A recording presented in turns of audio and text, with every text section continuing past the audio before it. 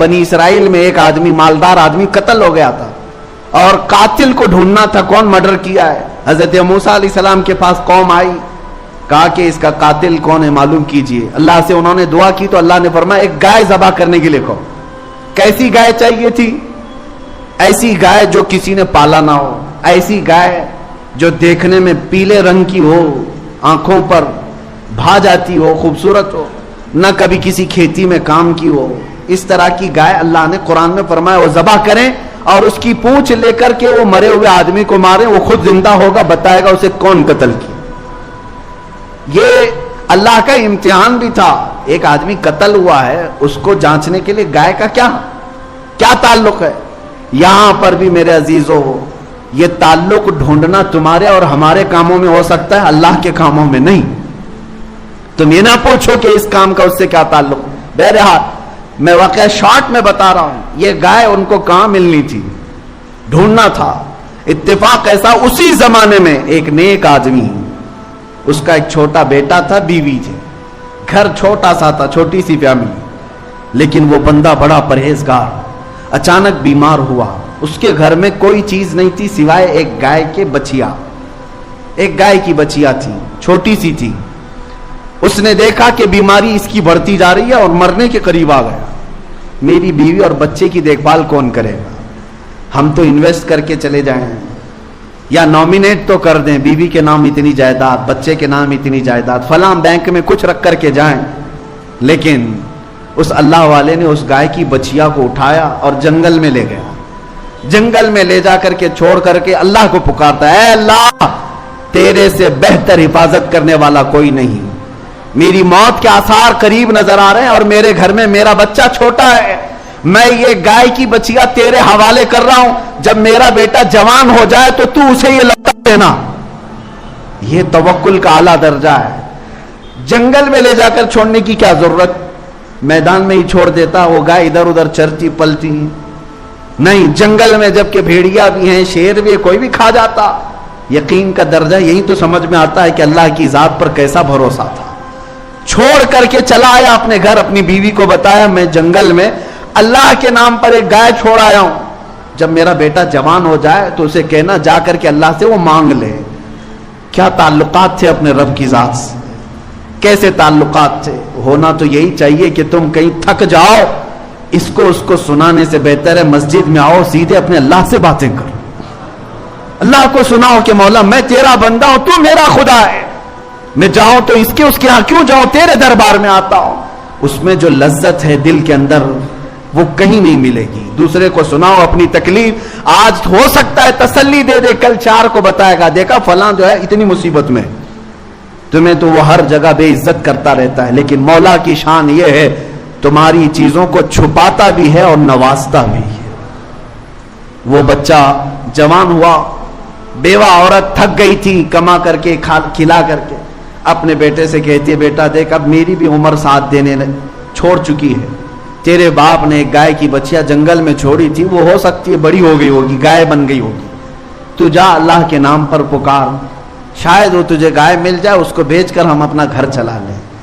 یہ نوجوان جنگل میں گیا اور پکارنے لگا یا رحمان، اے اللہ میں فلاں کا بیٹا ہوں، میرے باپ نے تیرے حوالے ایک گائے کی بچیا کی تھی اور تیری حفاظت میں چھوڑ کر گیا تھا، اب میں جوان ہو گیا، وہ گائے مجھے لوٹا دے. جنگل میں وہ پکار رہا تھا، اچانک دیکھا ایک بہت ہی صحت مند گائے اس کے سامنے آنے لگی. یہ وہی گائے تھی جو بالکل پیلے رنگ کی تھی. یہ وہی گائے تھی جو نہایت دیکھنے میں خوبصورت تھی اور نہ کسی کی پالی ہوئی تھی نہ کسی کی کھیت میں جوتی ہوئی تھی. یہ اس نوجوان کے ہاتھ میں آئی، لے آیا، ماں سے کہا گائے مل گئی. اور ماں نے کہا ٹھیک ہے جاؤ بازار میں بیچ دو اس کو.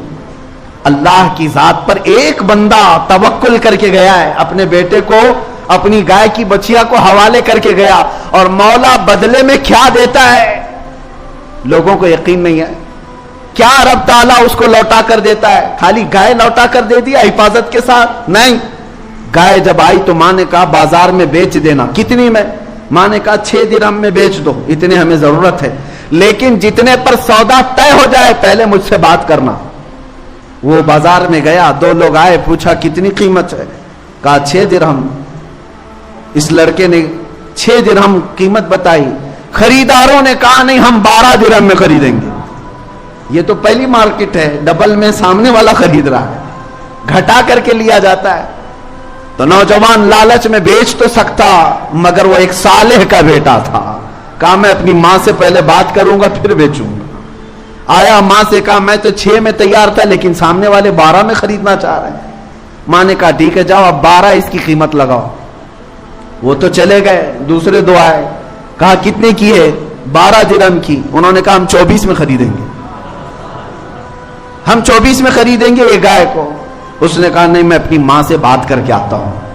گیا اور ماں سے کہا عجب معاملہ ہے, میں 12 لگا رہا ہوں وہ 24 مانگ رہے ہیں, 24 پہ لینا چاہ رہے ہیں. تو ماں نے کہا بیٹا اب کی بار جا قیمت مت لگا, جو آئیں گے خریدنے کے لیے ان کا ہاتھ پکڑ لینا اور پوچھنا میرے گائے کی کیا قیمت ہے تم ہی بتاؤ. ماں سمجھ چکی تھی. بیٹے نے پوچھا ایسا کیوں؟ ماں نے کہا بیٹا وہ خریدار نہیں ہے, وہ اللہ کے فرشتے ہیں. وہ اللہ کے فرشتے ہیں جو ہماری ہدایت کے لیے آئے ہیں. یہ گیا, اب کی بار جا کر کھڑا ہی تھا کہ پھر دو آئے. کہا گائے کتنے کی؟ یہ گیا ان کو پکڑ لیا اور کہا آپ ہی بتاؤ میرے گائے کی قیمت کیا ہے. ان لوگوں نے کہا اے نوجوان تیری گائے 6 درہم 12 درہم کی نہیں ہے, انتظار کر, ایک جماعت ابھی یہ گائے ڈھونڈنے کے لیے آئے گی, اسے ضرورت ہے اس گائے کی. اور قیمت کیا؟ کہا وہ جماعت جب آئے گی تو قیمت بتانا, اس گائے کی چمڑی اتار کر کے اس میں جتنا سونا چاندی بھر جائے وہ اس گائے کی قیمت. نوجوان ہکا بکا رہ گئے, کیا گائے کی یہ قیمت ہو سکتی ہے؟ انہوں نے کہا ہاں ہو سکتی ہے, اللہ جب دلانے پر آئے اس سے بھی زیادہ عطا کرے. اللہ کی ذات پر تیرا باپ بھروسہ کر کے گیا تھا نا, اللہ کی ذات پر چھوڑ کر گیا تھا, اور اللہ جب بدلے میں دیتا ہے تو صرف وہ چیز نہیں دیتا بلکہ اس سے کئی درجے گنا بڑھا کر کے عطا فرماتا ہے. میرے عزیزو وہ جماعت آئی اور دیکھا گائے ہوں بہو وہی ملی ہے جس کا ان کو حکم تھا. انہوں نے پوچھا یہ گائے ہمیں تو چاہیے. اس نوجوان نے کہا قیمت معلوم ہے؟ پوچھا کیا ہے؟ کہا اس گائے کو ذبح کر کے اس کی چمڑی بھر کے سونا چاندی. وہ سب ہکے بکے رہ گئے, اتنی قیمت؟ کہا اتنی قیمت ہے اس گائے کی, ان کو لینا ہی تھا. اب دیکھیں اللہ تبارک و تعالیٰ کے سارے کام مقدر پر کس طرح ہوتے ہیں. وہ جماعت اتنی کیوں فکر مند تھی؟ ان کو کیوں چاہیے تھا کہ وہ قاتل کون ہے پتا چلے؟ ایک آدمی کا مرڈر ہو گیا, مر گیا, اور قاتل کو ڈھونڈنے کے لیے اتنی فکر کیوں؟ وجہ یہ تھی کہ مرا ہوا آدمی اس کا مال تھا, اور مال کے لفڑے آپ کو پتا ہے, یا تو قاتل ہڑپنے والا تھا یا یہ جماعت ہڑپنے والی تھی کہ اس کا پیسہ ہم سب کو مل جائے. اب جا کر کے شارحین فرماتے ہیں وہ تیار تو ہو گئے قیمت دینے کے لیے, لیکن فیصلہ کیا کون دے گا یہ پیسہ؟ قاتل کو ڈھونڈنے کے لیے کس کا پیسہ لگایا جائے گا؟ تو طے یہ ہوا کہ مرا ہوا جو آدمی ہے اسی کے پیسوں سے یہ خریدا جائے. اب جا کر کے انہوں نے اس مرے ہوئے آدمی کی پراپرٹی جائیداد سب جمع کی, تب جا کر کے اتنی ہی قیمت بنی جتنا اس گائے کی کھال میں سونا چاندی ہے.